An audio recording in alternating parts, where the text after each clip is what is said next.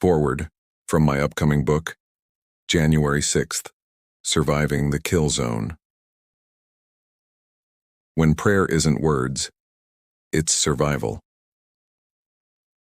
There was blood under her nose, and in the corner of her mouth. I didn't even realize we were down at first as it happened so fast. 1 second we were standing there chanting USA, USA, and the next second we were at the bottom of a riot with the cops attacking us. When I hit the ground, she was right beside me. I didn't know her name yet. I didn't know her story. All I knew was that her nose and mouth were bleeding and she wasn't moving. I did not know I was going to spend all day, every day since then thinking about her and what I could do to make the world see what happened to her too. Know her name. She never once opened her eyes. I blinked hard, trying to clear the gas from my eyes to see better and trying to understand. Trying to breathe and trying to not breathe at the same time. And then a momentary panic struck me. I saw a man trying to save a different woman, I call her, the Mexican girl, because she looked Hispanic to me. She was screaming at the top of her lungs when he would try to pull her away from the mouth of the tunnel entrance, where we all were piled up. Till this day, no one knows who that woman is. Those are the screams that those there that day say they were responding to when they approached the tunnel entrance, not to attack the police, but to save a woman's life. There were people on top of me, crushing my ribs and pinning my arms and legs to the ground. When we fell, my left leg ended up on one side of a handrail and the rest of me on the other. And upon hitting the ground, what felt like the weight of the world fell on top of me, trapping my leg. At one point, I thought it was going to break in two and braced for that pain, but that pain never came. Almost immediately after that, I thought my back was going to break after I was struck very hard with a flying body being ejected from the tunnel entrance, and I was bent backwards.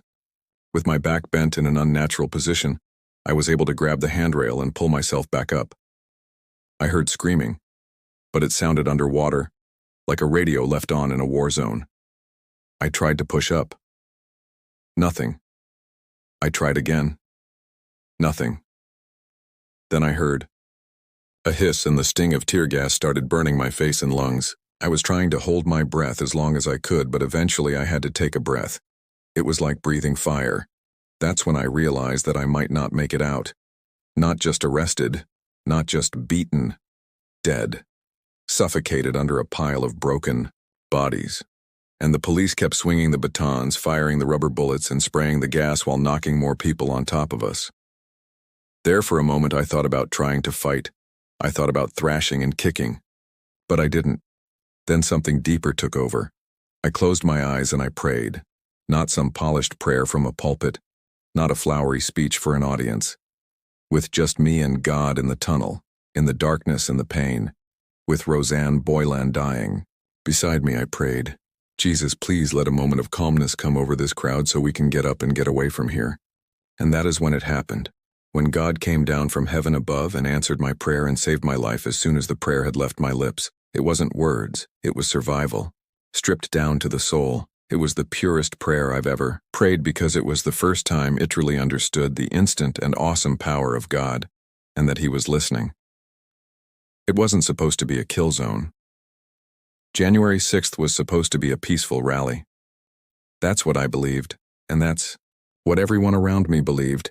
We gathered because we believed in the Constitution, only when all others failed.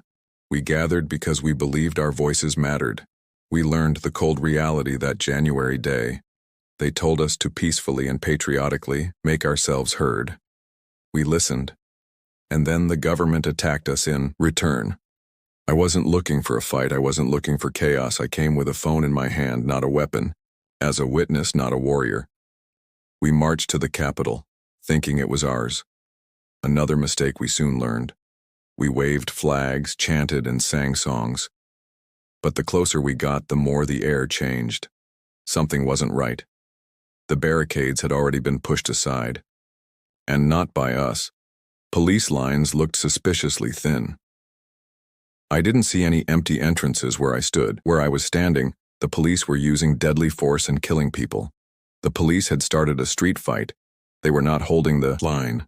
Not like the thick blue one they did after that day. They were attacking us with batons, with tear gas and shields. With their fists, tasers, sting balls, and triple chasers, and all without warning.